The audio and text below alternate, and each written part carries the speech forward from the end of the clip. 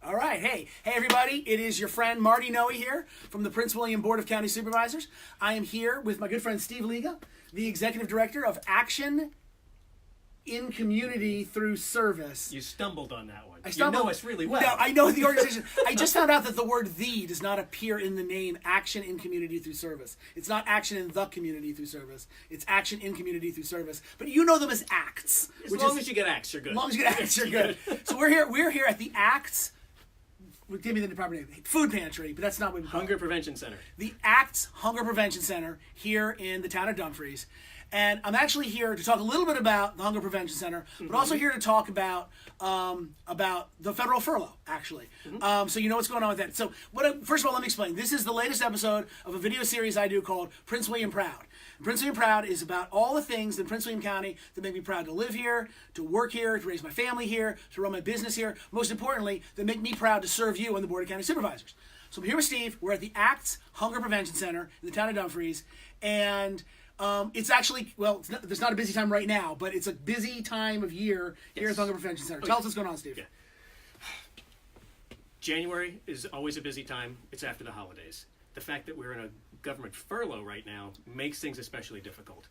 We see a lot of people come through the Hunger Prevention Center needing food. Anybody can have a need. There's no shame in coming. We serve everybody. If you tell us you're hungry, we will give you food. Everybody has a hard time once in a while. We're here. And if you're one of those federal workers, please come. Okay, so here's the thing. We like to talk about ACTS. They're a great example. They're not the only organization like this in the county. We're going to talk about them first. We're going to talk about the broader situation in a little bit. But here's the point. Organizations like ACTS were created by members of this community to help members of the community. I think there's a stigma, I think, that comes with coming to a hunger prevention center, coming to a food pantry. The assumption, I think, that a lot of people make is that a food pantry is for people who are jobless or homeless, destitute, that you have no money, no income whatsoever. And yes, that is probably the biggest source of clients who come through the door. Actually, no? No, that is not the biggest clients. Okay, so the biggest source of clients coming are people who are employed who can't quite make ends meet. Okay, and that's the point, is that there are people in this community 365 days a year who are struggling to make ends meet. Yep. There's income, but that income has to cover rent or mortgage. That income has to cover transportation costs to get to the job, get the income. That income has to cover medical expenses. Yep. That income has to cover food. Okay? We want you to eat. We want everyone in this community. You chuckle, no. I mean, you're right. I chuckle, but it's a weird way to say it. But it's really important. It's really important that everyone get healthy meals. But I understand, we all understand, it's difficult when you're having financial troubles, even if it's just a cash flow problem. Yep. It doesn't have to be that my income is gone forever. It can be we've just hit some hard times, and it's particularly important for kids. A child cannot learn in school if they're not eating healthy meals. Right. It's just a fact, okay?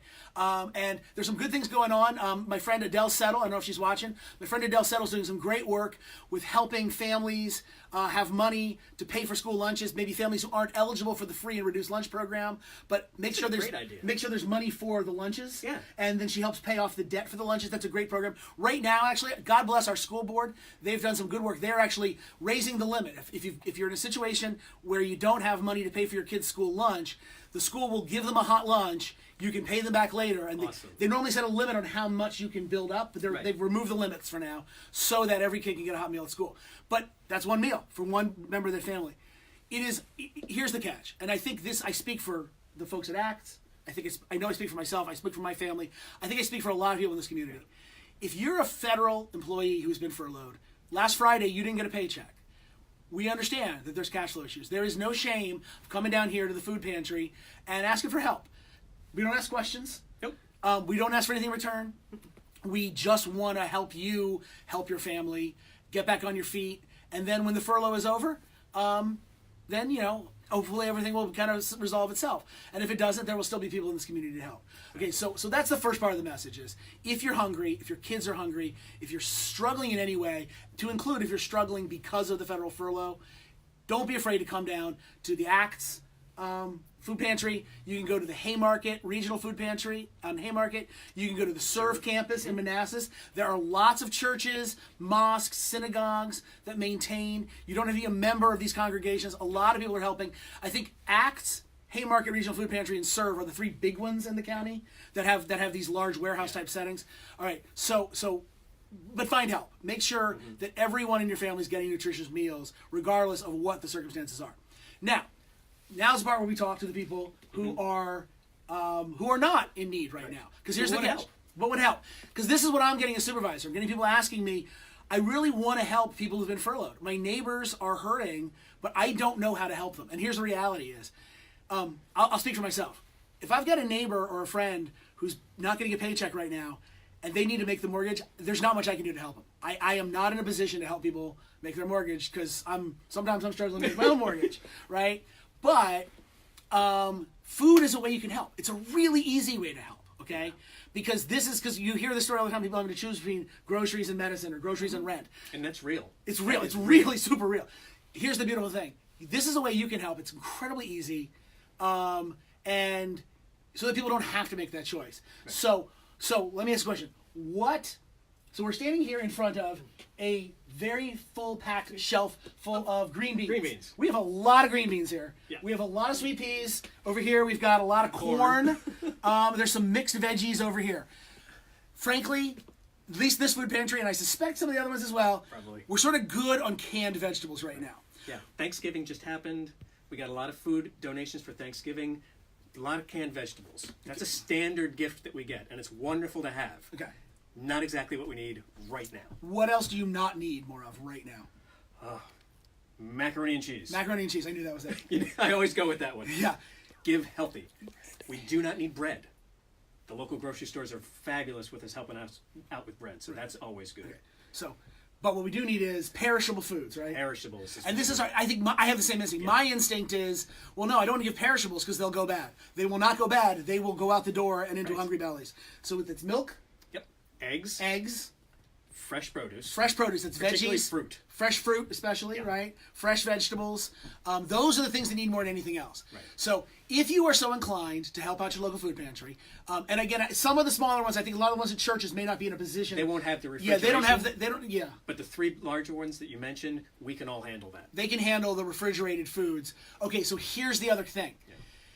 You can go down to your favorite wholesale club. Mm-hmm. You got the BJ's, Costco, Sam's Club. I think that's it. That's probably it. Those are your three big ones, right? It's like, okay, so rule of three. So you go to your favorite wholesale club and you can buy those things and bring them down here. They will be accepted. Let me make it easier on you though. You are paying full retail price when you go to the stores, and they do not give you a discount because you're donating to the food pantry. So if you're thinking, you know what, I want to help my food pantry, particularly when my community is in extra special need. If you're thinking that, figure out how much you would spend. If you were going to go to Costco, how much would you spend on food for the food pantry? And then you know what? Just give that much money. It sounds crass. It sounds crass, right? Yeah. Because I never would say don't give food. Yes. Because we always need the food. If you want to give food, give food. Right. We're not saying no. And again, if you want to give food to your pantry at your church or your synagogue or your mosque, do that. Okay. We're not saying no. But here's the thing. You can actually buy the food wholesale, right? Yes. How do you do that? We can do it through the Capital Area Food Bank and through some of the wholesale distributors. We're able to buy food at such a reduced cost.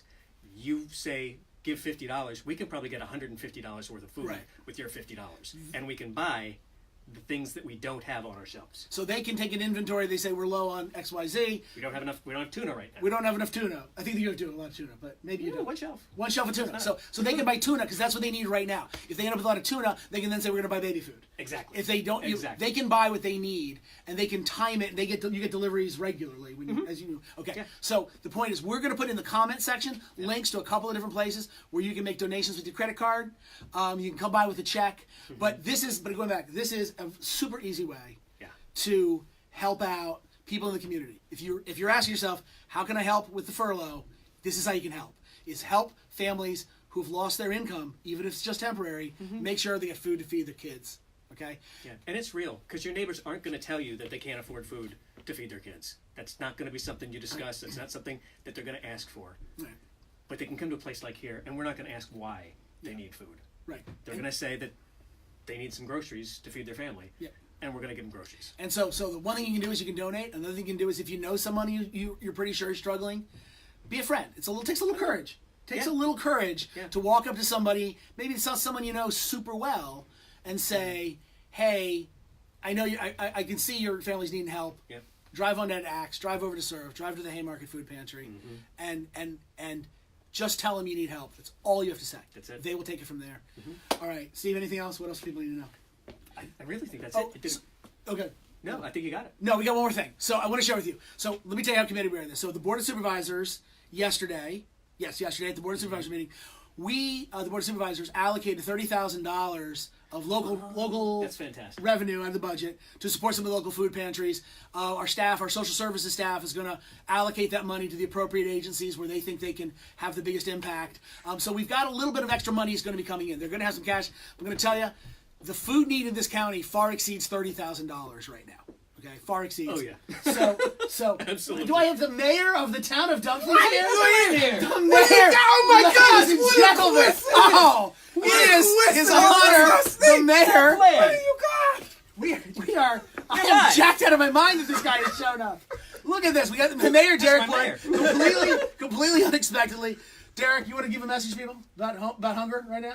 Yeah, listen, hunger is a real thing right now. And so, you know, I was here actually early, which is crazy. Coincidence that you're here too.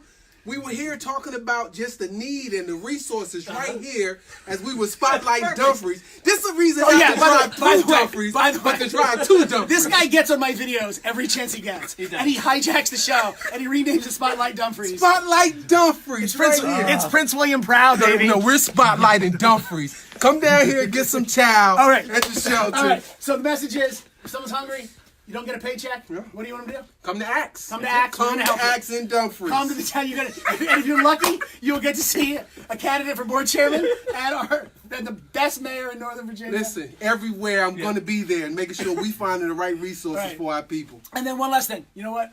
If you're a prayerful person, pray that the shutdown ends. That's it. what we need. That's What we it. need in Northern Virginia. No one's getting hurt harder than Northern Virginia. But help your friends out. Help your community out. That's Look, it. we're going to give you your phone back. We're going to give you your computer back. Hey, Because we hijacked it. So listen, long. here's my prayer for all of you that's been impacted by this furlough. That God gives you double for your trouble. Amen. Amen. I love that. That's a prayer we all agree. So All we're right. all in agreement. So, Amen. we got a little bit. So we got a little tax revenue coming into this. We got a little bit of some government funds coming into this, but it's not enough. So we're gonna put some links down in the comments where you can donate, help us out, or come ask for help.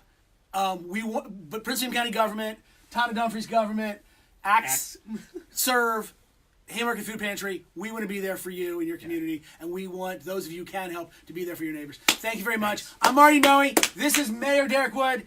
This is CEO of Axe, Steve Liga.